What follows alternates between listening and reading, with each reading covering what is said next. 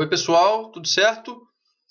Hoje resolvi trazer para vocês um pouco aí do assunto que está bastante em voga, que é a questão da guerra entre Rússia e Ucrânia, mas não quero aqui falar diretamente, digamos assim, da guerra, mas sim usar, o que tem acontecido para expor aí para vocês várias questões que envolvem o que chamamos de guerra híbrida, né, que é, na verdade, um tipo de estratégia militar moderna. E julgo um assunto bem interessante, por quê? Porque tem tudo a ver, na verdade, embora de uma forma um pouco mais indireta, com vários assuntos que a gente vem tratando aqui. E quando a gente trata das questões de relacionamento, de, das questões entre os sexos e daí em diante, que é parte do tema do canal, né? Não é todo o tema, mas apenas uma parte dele.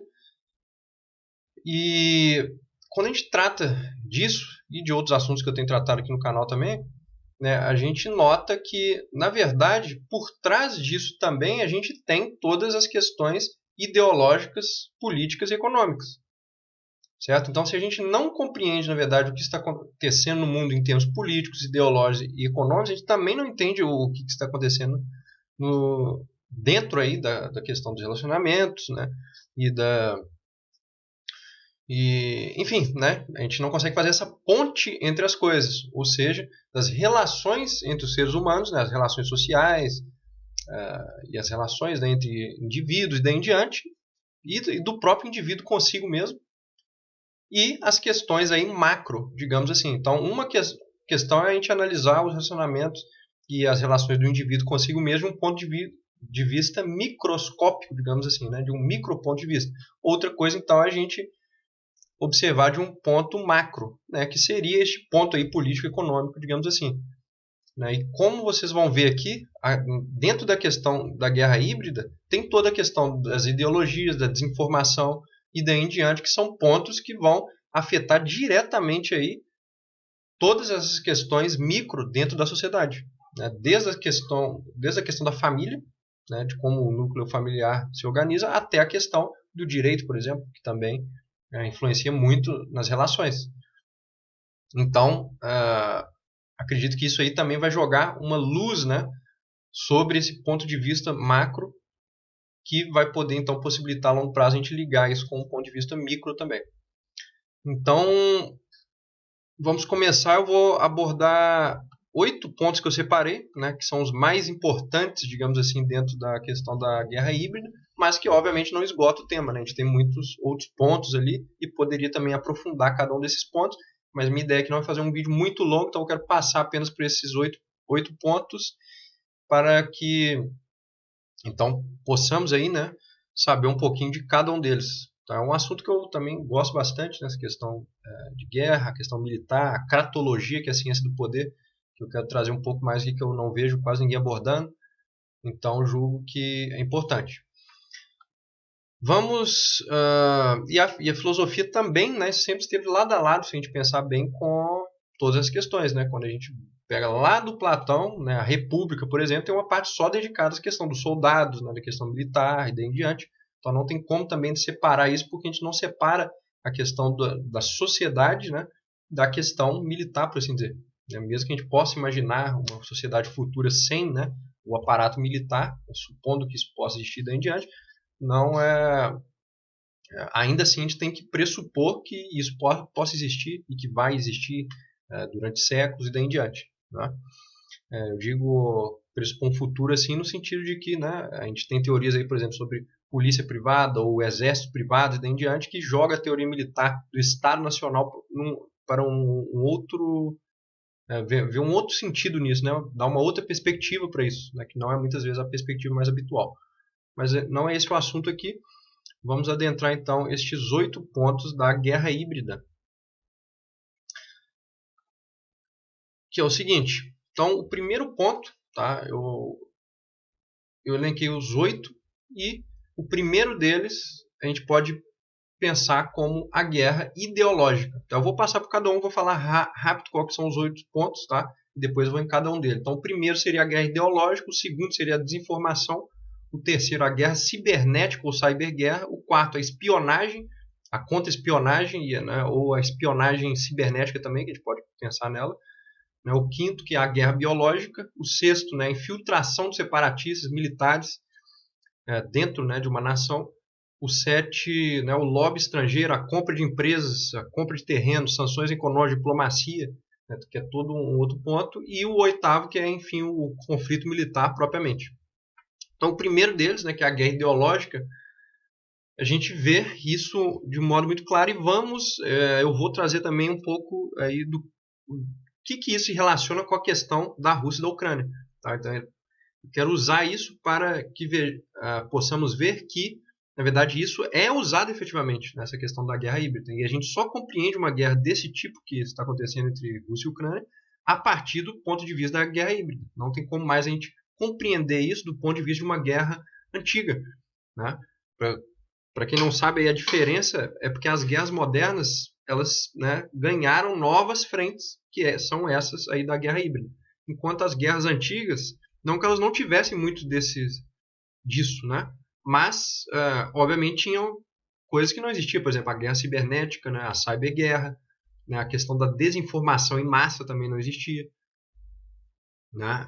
Por mais que se tentasse, né, o governo tentasse convencer, e isso eu estou dizendo não apenas de séculos atrás, mas de milênios também. Né? Então, quando a gente pega, por exemplo, se querem saber da Guerra Antiga, como se dava, tem que ler os historiadores, né, antigos, como Heródoto e daí em diante, e você pode ler também os próprios homens de guerra ali, por exemplo, Júlio César. Certo? O Júlio César tem o Belo Gálico, que é uma obra dele onde ele narra as suas expedições pela Gália e como ele, né, foi conquistando coisa ali daí em diante, né, como se portava a questão dos exércitos ali também. Então, quer dizer, aí é possível comparar nessas questões históricas, documentos históricos e livros com a guerra, que seria a guerra moderna. E se a gente de fato vai lendo, né, vários militares ou mesmo teóricos ou historiadores, né, a gente vai vendo que vai havendo uma mudança na questão dos tipos de estratégia militar. Então, você pode pegar, por exemplo, os livros aí para quem gosta da questão tanto histórica quanto militar.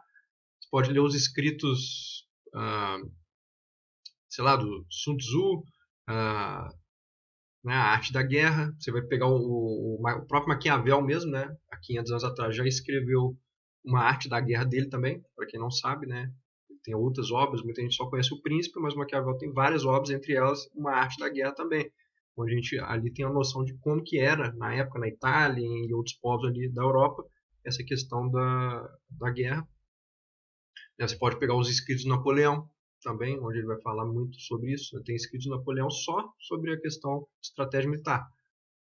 Enfim, né, então são muitos aí teóricos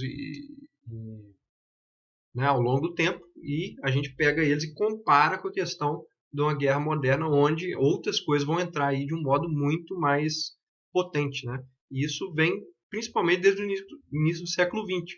Então, quem quiser começar esse estudo, por exemplo, pega os escritos militares do Trotsky, do Lenin, do Stalin, porque toda essa questão, por exemplo, da desinformação vem de uma questão leninista e stalinista. E é por isso que, para analisar, por exemplo, a questão agora da Rússia, não tem como a gente fugir disso, ou seja, dos escritos dos próprios socialistas. Por quê? Porque o Putin é influenciado por eles. Né? Mesmo que ele não se declare um socialista daí em diante, a gente sabe que ele vem ali de dentro da KGB, né, e daí em diante. E em função disso, obviamente, ele leu Lenin, Stalin, ele leu todos esses caras. Então ele está, sim, agindo sob a influência dessa tradição. E essa tradição, em parte, sim, que criou várias dessas novas táticas, né, de estratégia militar. O próprio Trotsky mesmo tem um livro inteiro só sobre estratégias militares. Né? O Stalin vai ter escritos ali separados, né, sobre isso. Lenin também. E, é claro, ali eu estou falando só dos russos, né, socialistas russos, mas, obviamente, outros socialistas vão ter. Né? No próprio Brasil mesmo, a gente tem ali o Marighella, né, aquele manual do guerrilheiro urbano, onde ele vai colocar as táticas de guerrilha, por exemplo. São táticas, né, de tipo militar mesmo. Entre as táticas, por exemplo, ele coloca ali greve. Greve, para quem não sabe, é uma tática de guerrilha, né, socialista.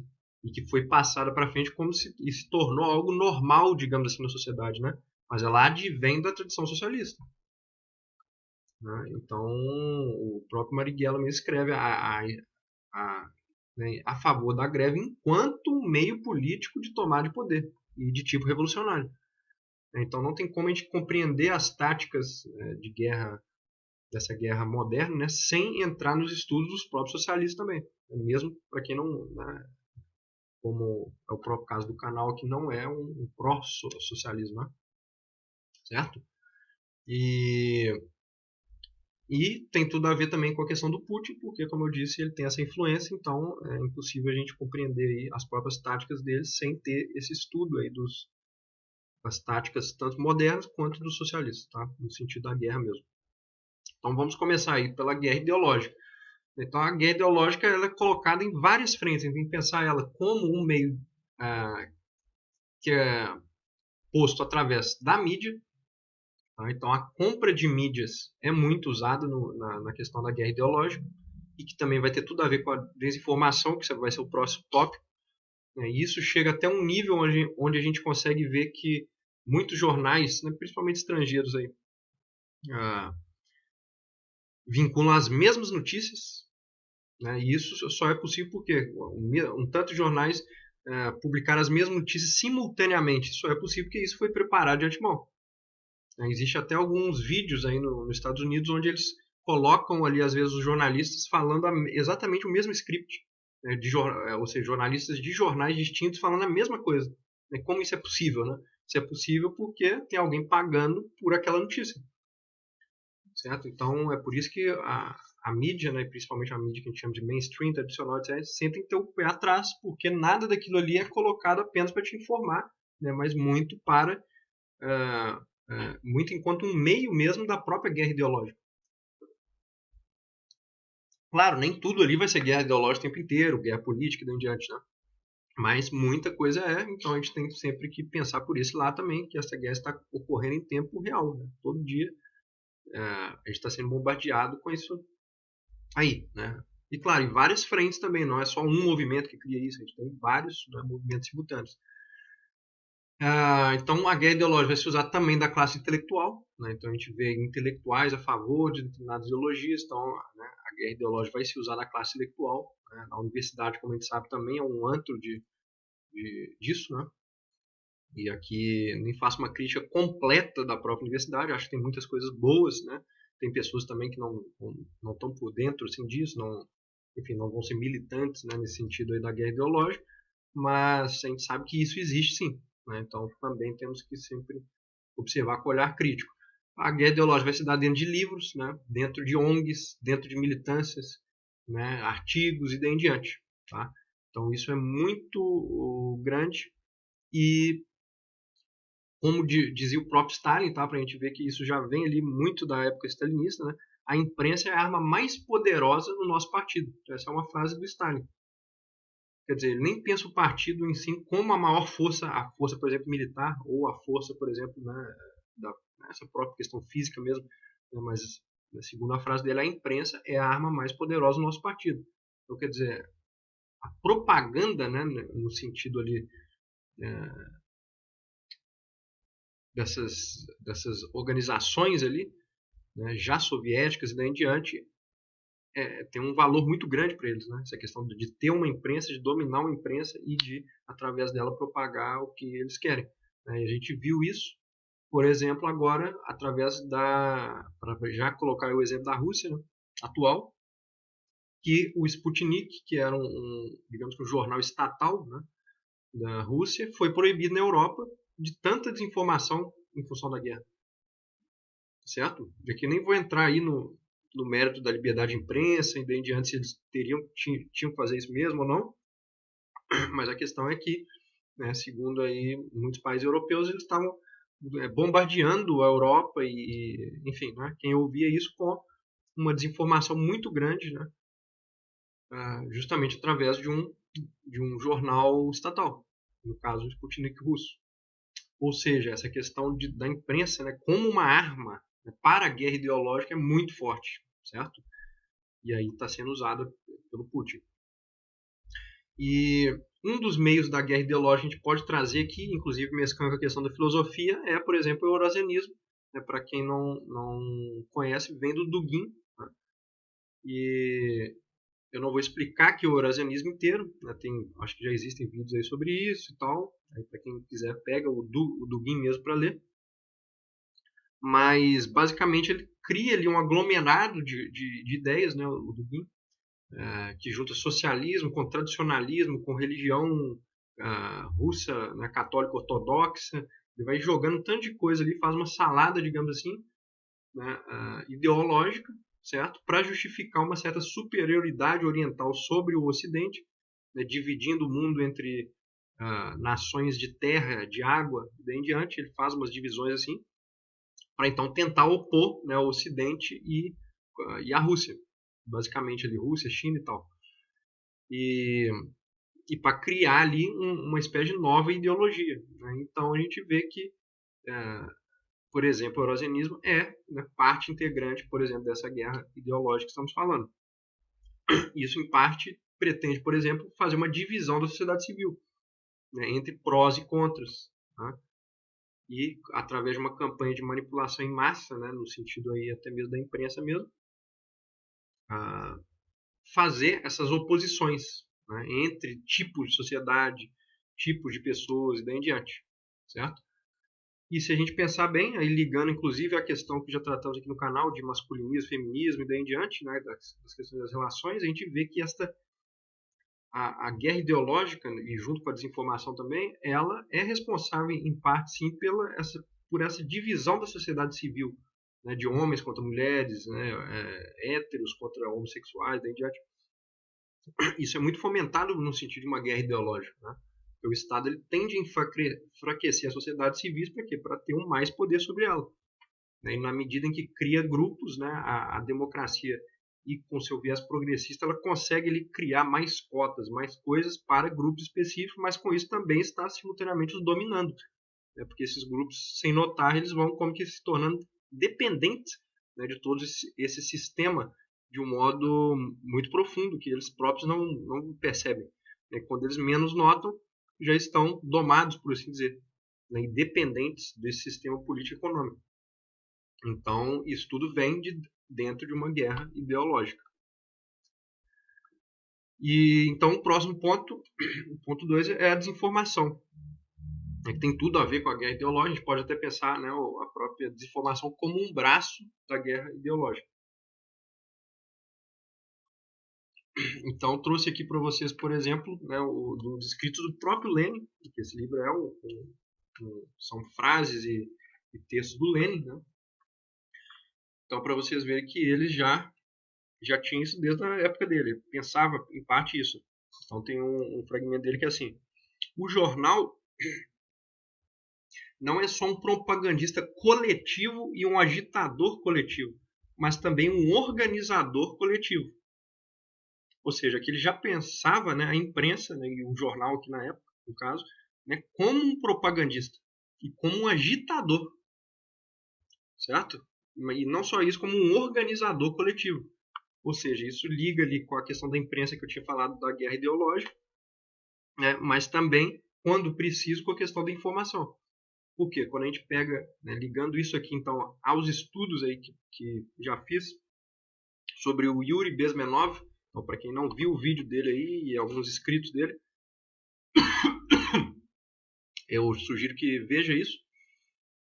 Tá? É um vídeo muito importante onde ele vai dizer justamente as táticas de desinformação da KGB e da União Soviética em geral.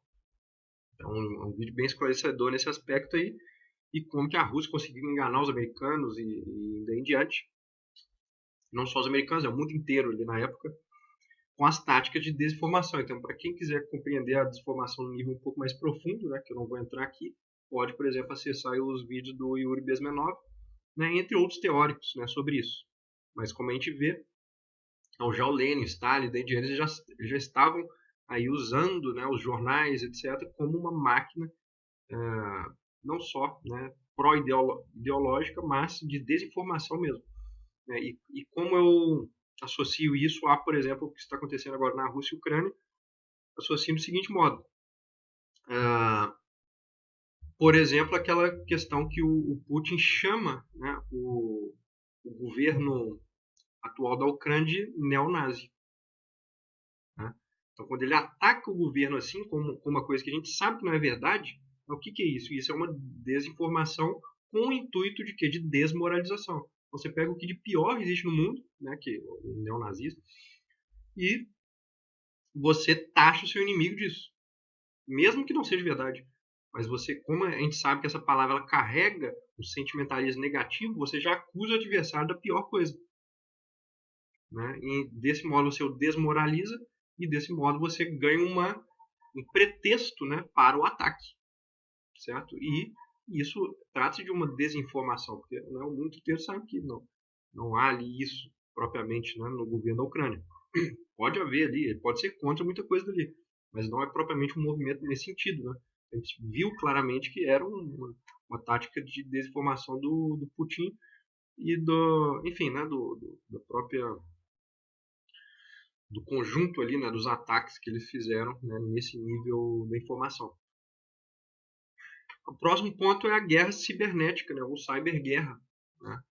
E a gente sabe que a Rússia é, se não a maior potência nisso, né, talvez, ou é com certeza uma das maiores. Né? Ou seja, que tem mais hackers aí potentes o suficiente para entrar e desestabilizar um país inteiro. Então a gente viu que isso foi uma das primeiras coisas, né, que foram feitas no sentido de uma guerra híbrida.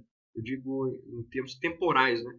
Então, quer dizer, ocorreu a guerra ideológica, né, durante muitas décadas, digamos assim. Depois vem a questão da desinformação, né, entre esses exemplos que eu estou falando, do ataque com esses termos, né, ao governo e aos cidadãos também. E depois vem a guerra cibernética, né, para desestabilizar os sistemas, para depois vir, por exemplo, o oitavo ponto que eu falei, que é o conflito militar. Então a gente viu que o conflito militar só veio depois da guerra cibernética. Então, quer dizer, na hora de fazer essas questões e em termos de estratégia no tempo, né, eles vão como que ali criando mesmo uma estratégia, falando, não, isso é a primeira coisa a fazer, a segunda, terceira e em diante, quando esses pontos vão sendo aí colocados, né, aí você passa para o próximo. Então tem muito isso também, né, este termo, essa questão, aliás, de pensar temporalmente nesses pontos da guerra híbrida. Então, a questão cibernética, nem preciso falar aqui, vocês entenderam ali, porque você viram as notícias e perceberam que a Rússia se usou realmente disso. Né? Você destabilizar o governo através, não só o governo, a sociedade inteira, através da destruição dos meios de informação que estão na internet, né, e daí em diante. Ou seja, você destrói a comunicação, né, no fundo. No fundo, essa questão da guerra cibernética está muito vinculada à questão da destruição dos meios comunicativos, certo? Você impede as pessoas de se comunicarem e nessa medida você também as impede de se organizarem. Né? O quarto ponto é a espionagem, e a gente pode pensar em dois tipos, né? A espionagem propriamente física mesmo e a espionagem cibernética. E aqui eu trago uma frase do Julian Assange que, para quem não sabe, né, o Julian Assange que escreveu sobre os cypherpunks, né, um dos idealizadores do WikiLeaks, etc. Né? Ele escreve assim: o Facebook é a mais apavorante máquina de espionagem já inventada.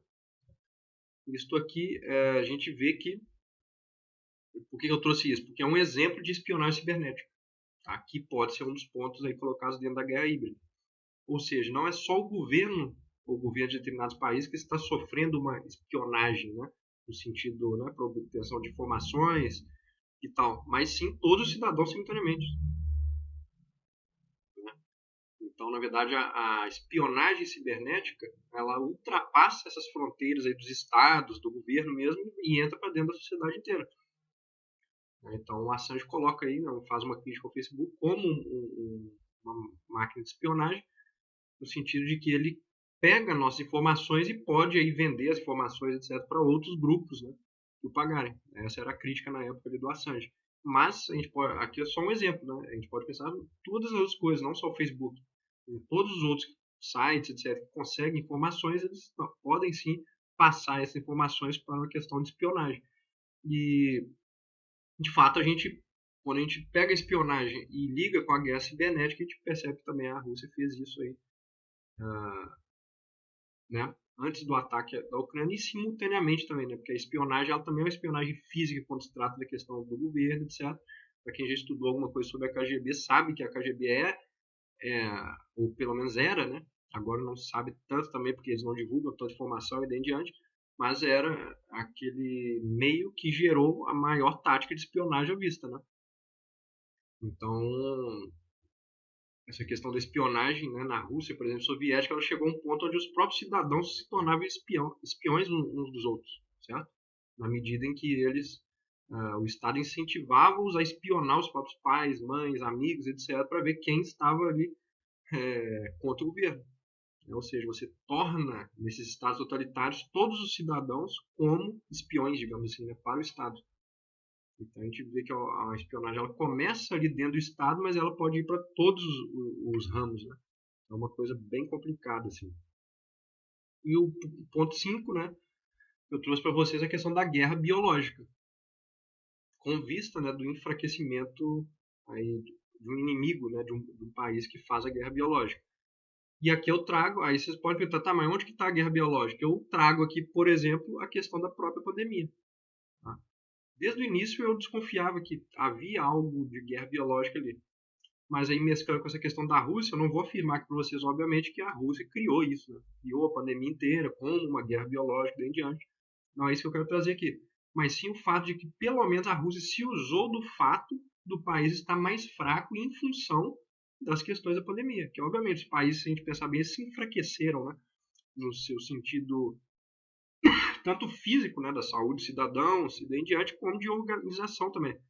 E se a gente pensar também que os próprios exércitos, né, as pessoas do exército também pegaram doenças ou foram afetadas de um modo ou de outro, as pessoas se tornaram mais pobres em função do lockdowns e daí em diante, né? A gente pode pensar que, se a gente pensa nisso, né, em termos de guerra biológica, a gente vê que não é necessariamente a Rússia, obviamente, que criou isso, né, mas ela se usou, né, dessa já fragilidade do país, né, perpetrado por essa questão biológica, que é a pandemia, para então também, né, entrar ali dentro, certo?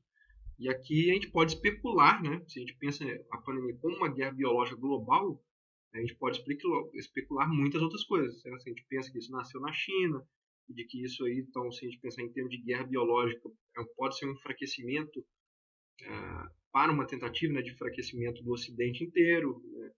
E a divisão da sociedade também dentro. Né? A gente vê que politicamente a pandemia também dividiu muito mais pessoas.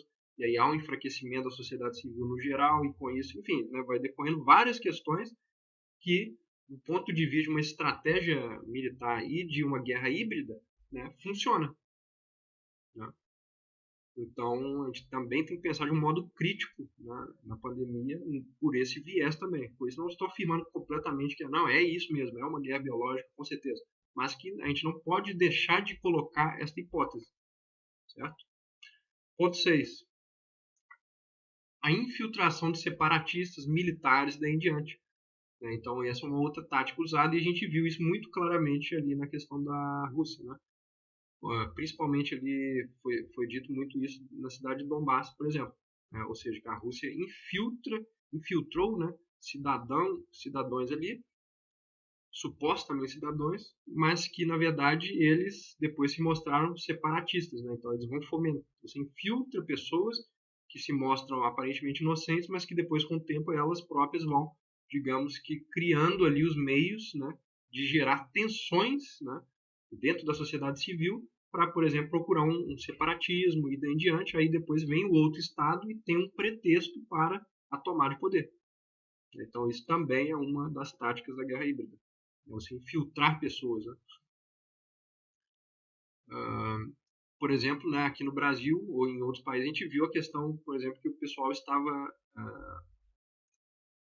vendo um pouco disso na questão dos médicos cubanos. Certo? Então, parte ali da época, quando as pessoas criticavam isso, era prevendo uma espécie de infiltração nesse sentido. Depois nem estou falando que todos os médicos, né, com certeza, ou eram militares ou eram pessoas que tinha alguma coisa a ver com alguma revolução e daí em diante. Não. Mas estou falando que parte da crítica, né, quando houve isso na época, era sobre isso, ou seja, a infiltração de pessoas que depois podem se mostrar, né, aptas para outro tipo de coisa que não aquela inicial pela qual elas foram, digamos que, infiltradas em um país determinado. Certo? Então a gente vê esse tipo de estratégia, né, não é apenas a Rússia que está fazendo isso, né? Isso a gente vê no mundo inteiro aí, de diferentes formas, por diferentes países daí em diante. Número 7, né, a questão do lobby estrangeiro, né?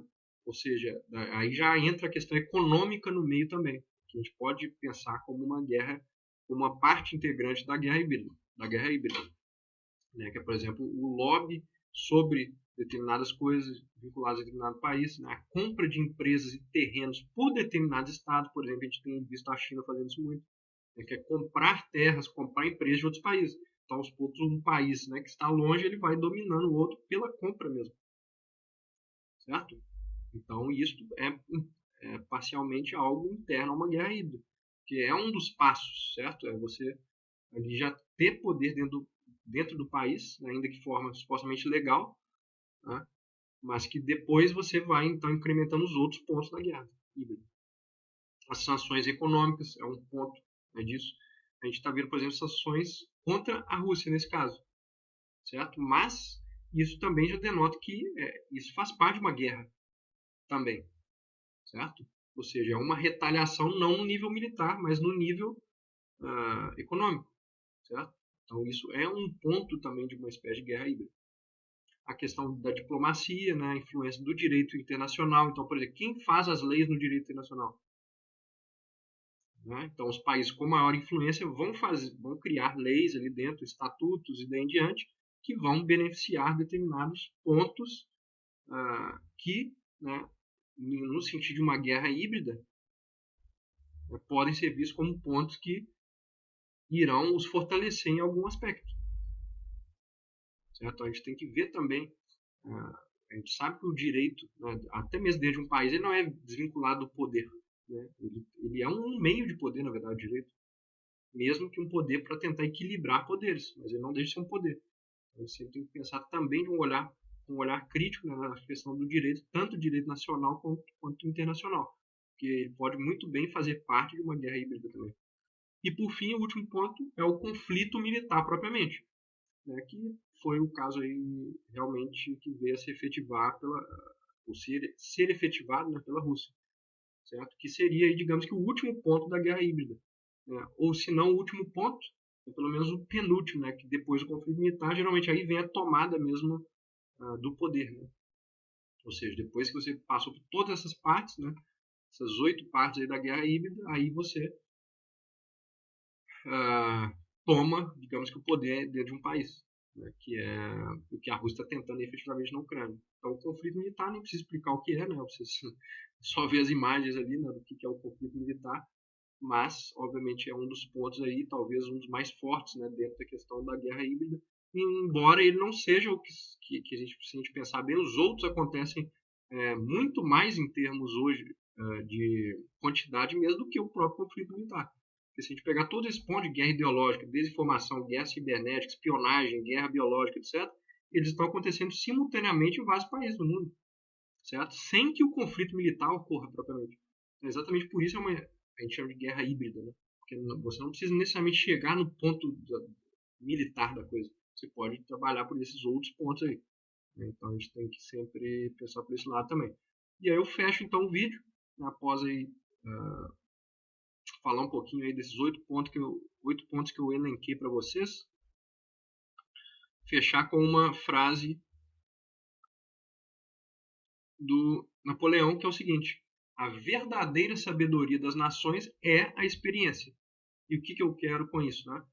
Que a Ucrânia, então, ela sabendo, né, que o que já foi o domínio russo, né, principalmente na época soviética ali, os ucranianos não mais querem isso, certo? Ou seja, eles já passaram por essa experiência. Então muita gente fala, mas por que eles vão resistir, etc. Eles também têm tudo a ver com a Rússia, etc. Não, é porque, como diz a frase de Napoleão, a verdadeira sabedoria das nações é a experiência. Eles já passaram por uma experiência muito negativa nesse sentido, do domínio russo e daí em diante, e né, eles vão se vincular a essa experiência e não ceder ao domínio, né, de tão facilmente, certo? E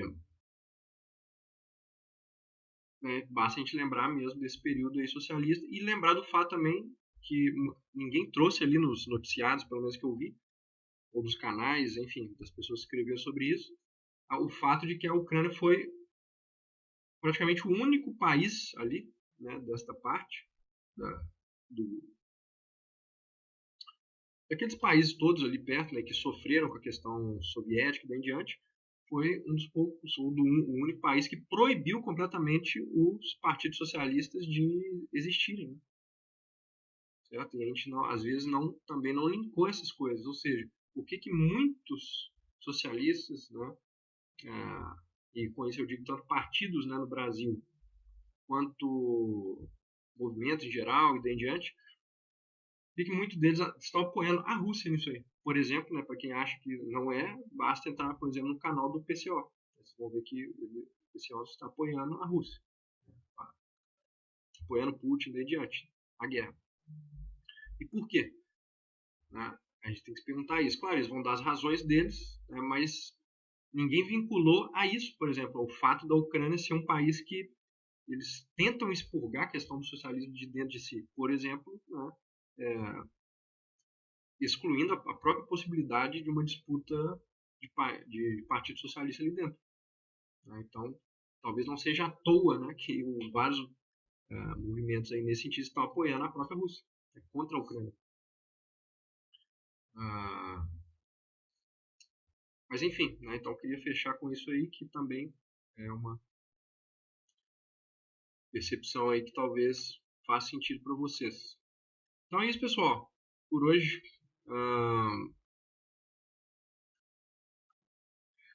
gostaria que vocês deixassem aí, né, quem tiver aí comentários, sugestões, críticas, né, a esses pontos também, e que a gente quero saber a opinião de vocês sobre essa questão do conflito e tal, né, e sobre também a ligação entre essas questões do conflito com outros temas que já trabalhamos aí no canal. Então, obrigado pela atenção de vocês e até o próximo vídeo. Abraço!